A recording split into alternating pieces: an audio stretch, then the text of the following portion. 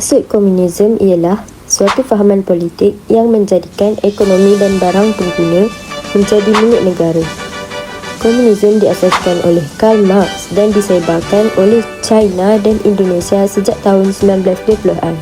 Ideologi komunis dibawa masuk melalui cawangan Parti Kuomintang iaitu KMT.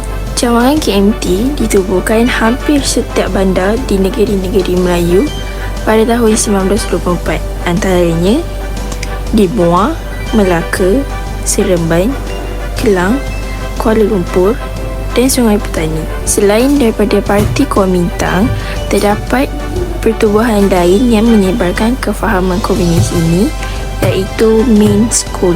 Main School ini dia banyak bergerak di kalangan orang Haizam di bawah arahan Parti Komunis Cina iaitu PKC. Pada tahun 1927, terdapat perpecahan berlaku antara Parti Kuomintang dan Parti Komunis Cina. Setahun kemudian iaitu 1928, The Communist International iaitu Kuomintang yang berpusat di Moskow mengarahkan penubuhan Parti Komunis Nyanyang iaitu PKN. PKN tidak berjaya mencapai matlamatnya, jadi Kuomintang mengarahkan penubuhan parti baru iaitu Parti Komunis Malaya PKM. Seterusnya, untuk kemasukan pengaruh komunis dari Indonesia. Pada tahun 1920, pemimpin-pemimpin komunis dari Indonesia iaitu Tan Malaka, Halimi, Moso, Bodhisojitro dan lain-lain lagi. Mereka ini yang menyebarkan kefahaman komunis di seberang perai Pulau Pinang, Perak Utara dan Kedah. Parti Komunis Indonesia iaitu PKI ingin membuka cawangan di tanah Melayu. Hal ini disebabkan kerana kegagalan mereka menguasai Pulau Jawa pada tahun 1926. Usaha mereka tidak mendapat sambutan daripada orang Melayu kerana komunis menggunakan kekerasan untuk mencapai matlamat mereka. Dan orang Melayu pada masa itu memang menolak kekerasan tersebut. Jadi, itulah sebab mereka tidak mendapat sambutan daripada kalangan-kalangan orang Melayu. Parti Komunis Malaya atau singkatannya PKM telah bekerjasama dengan British untuk memerangi Jepun. Setelah Jepun menyerah kalah, PKM mengambil peluang ke atas orang Melayu disebabkan kelewatan British pulang ke tanah Melayu. Mereka melakukan kekejaman terhadap orang Melayu, Cina dan India yang didakwa pernah bersebahat dengan Jepun. British kemudiannya mengambil alih pentadbiran, tetapi PKM masih dibenarkan bergerak. Pergerakan komunis mengancam ekonomi dan keselamatan negara, menyebabkan British menyekat komunis dan akhirnya mengharamkan PKM. Gerakan komunis antarabangsa telah menganjurkan dua persidangan di Kalkuta, India. Dalam persidangan tersebut, pengikut komunis di kawasan ini digesa supaya memperhebatkan perjuangan menentang kuasa imperialis di setiap negara Asia. Berikutan daripada itu, Jawatan Eksekutif Pusat PKM telah mengambil keputusan untuk melancarkan perjuangan bersenjata bagi menubuhkan Republik Komunis di tanah Melayu. Hal ini menyebabkan British mengisytiharkan darurat. Pada 16 Jun 1948, komunis telah membunuh 3 orang pengurus ladang Eropah di Sungai Siput, Perak. Mereka telah membunuh Arthur Walker iaitu pengurus ladang Eiffel, John Ellison pengurus ladang Finsun dan pembantunya Ian Christian. Berikutan dengan peristiwa tersebut, Sir Edward Grant, Pesuruhjaya tinggi British di tanah Melayu, mengisytiharkan darurat. Undang-undang darurat dilaksanakan di kawasan tertentu di negeri Perak seperti di Ipoh dan Sungai Siput serta di Johor yang merangkumi daerah Muar, Keluang, Kulai dan Pentong. Pada 17 Jun 1928, undang-undang darurat ini diperluas meliputi keseluruhan negeri Perak dan Johor. Seterusnya, pada 18 Jun 1948, undang-undang ini dikuatkuasakan ke seluruh tanah Melayu. Dengan itu, usaha membantah rasa ancaman komunis di Persekutuan Tanah Melayu bermula dengan rasminya. Hal ini menyebabkan komunis melakukan pelbagai sabotaj untuk meneruskan kejayaan mereka. Dari tahun 1948 hingga tahun 1996, komunis menyerang 80 lumbung biji, antaranya di Perak, Selangor dan Negeri Sembilan. Mereka telah merosakkan pokok getah, kilang estet, rumah asap dan lain-lain lagi. Mereka juga telah membunuh pekerja. Tindakan komunis ini menyebabkan pekerja lumbung dan ladang rendah menderita. Selain itu, komunis juga melakukan pelbagai sabotaj terhadap kemudahan infrastruktur. terutamanya sistem pengangkutan dan perhubungan. Di samping itu, komunis melakukan pelbagai tindakan ganas yang menggugat keselamatan rakyat seperti menggugut, mensabotaj, menyerang dan lain-lain lagi. Contohnya, pada malam 5 Julai 1949, komunis mencampakkan bom tangan di Syam Circus, Kampar, Perak. Akibatnya seramai 46 orang cedera parah dan 4 orang mati. Tindakan komunis ini menyebabkan kesengsaraan dan penderitaan kepada rakyat. Akhir sekali, PKM atau Parti Komunis Malaya telah menyasarkan pasukan keselamatan dan menyerang balai polis. Hal ini dilakukan untuk mencetuskan keadaan yang huru-hara dan menunjukkan ketidakupayaan kerajaan untuk melindungi keselamatan penduduk. Bagi menguatkuasakan undang-undang darurat, British mengambil pelbagai tindakan, antaranya termasuklah seperti menahan sesiapa sahaja yang disyaki terlibat dalam pergerakan komunis tanpa sebarang perbicaraan, mengenakan hukuman berat kepada sesiapa sahaja yang membantu komunis, mengetatkan undang-undang senjata api dengan mengenakan hukuman mati terhadap mereka yang membawa senjata api dan bahan letupai, menggeledah rumah kediaman, memagar kampung, mengadakan perintah berkurung, mewujudkan kampung baru dan memindahkan serta menempatkan penduduk, mengharamkan PKM dan parti politik berfahaman radikal, antaranya termasuklah AWAS, Ikatan Pembela Tanah Air, PETA, Pemuda Radikal Melayu, Perang, PKMM dan Hizbul Muslimin, menangkap pemimpin gerakan radikal seperti Ahmadi Bostama, Ishak Haji Muhammad, Abu Bakar Al-Bakir dan Khatijah Siddiq. Pemerkasaan pasukan keselamatan polis terdiri daripada 6 bahagian. Pertama ialah cawangan khas. Yang kedua pula ialah Special Constable. Yang ketiga ialah polis setai. Terusnya, polis wanita telah ditubuhkan pada bulan Ogos 1955. Yang kelima pula ialah Senoid Praab, iaitu orang perang.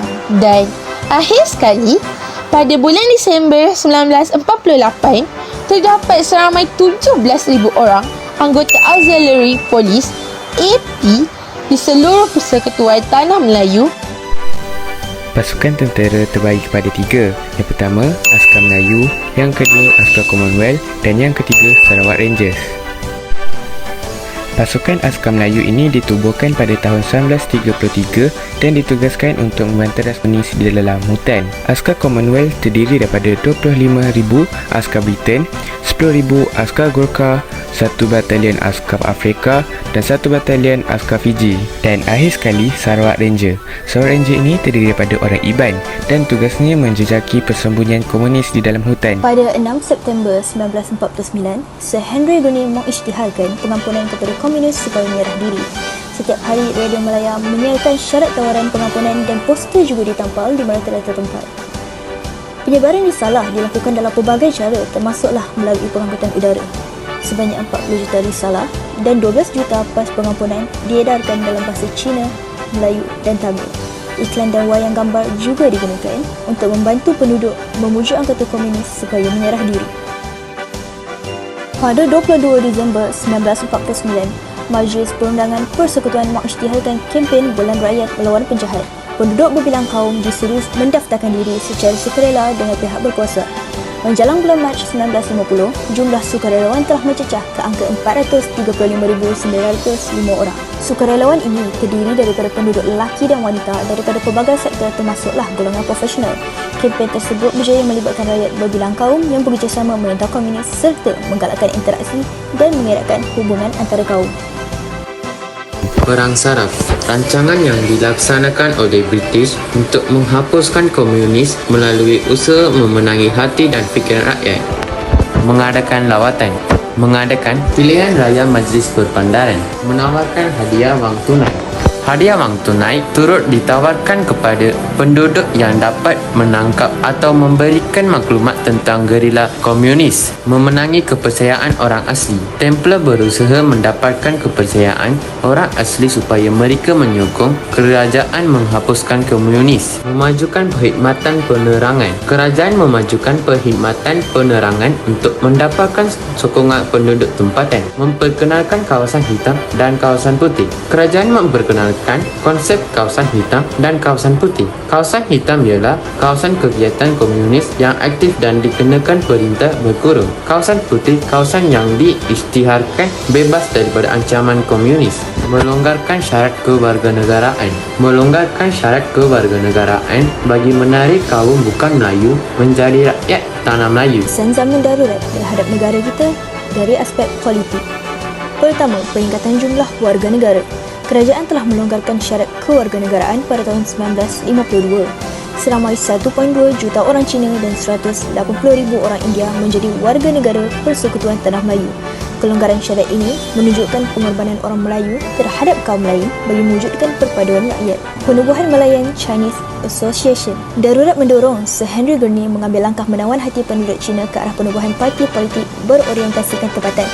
Hasilnya, Tan Cheng Lock membentuk Malayan Chinese Association MCA di Kuala Lumpur pada 27 Februari 1949.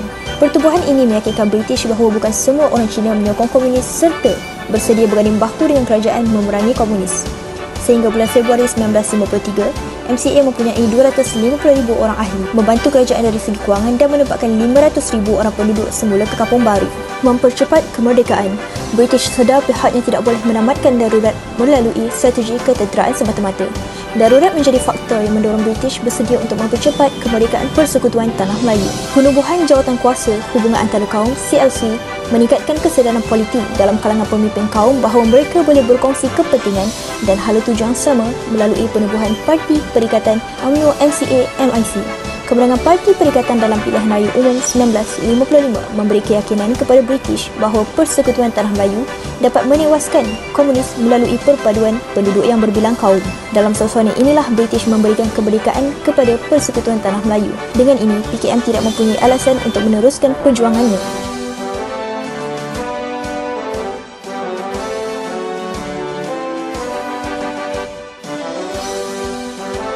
Dari aspek sosioekonomi pula, namun darurat ini telah meningkatkan kos perniagaan kerana kerajaan terpaksa menjanjikan lebih 10 juta sebulan atau 120 juta setahun untuk membangkitkan ekonomi. Selain itu, ia juga menyebabkan penderitaan dan kesetaraan kepada rakyat. Hal ini kerana banyak kawasan ladang dan lumbung menjadi serangan komunis. Seterusnya, kesan darurat ini melonggongkan hubungan kaum kerana kaum Cina dikumpulkan di pertempatan yang sama, manakala kaum lain di pertempatan lain. Kesan yang terakhir ialah jumlah korban darurat. Banyak anggota pasukan keselamatan komunis dan orang awam terkorban yang menyebabkan penderitaan dan kesetaraan penduduk di Cina. Bagi peristiwa penamatan darurat, sebut sahaja perkataan darurat, pasti semua negara tidak mahu perkara ini berlaku. Impaknya sangat dahsyat. Malaysia atau yang dikenali sebagai Tanah Melayu pada masa dahulu pernah mengisytiharkan darurat pada 19 Jun 1948. Darurat ini hampir meragut peluang Malaysia untuk mengecapi kemerdekaan.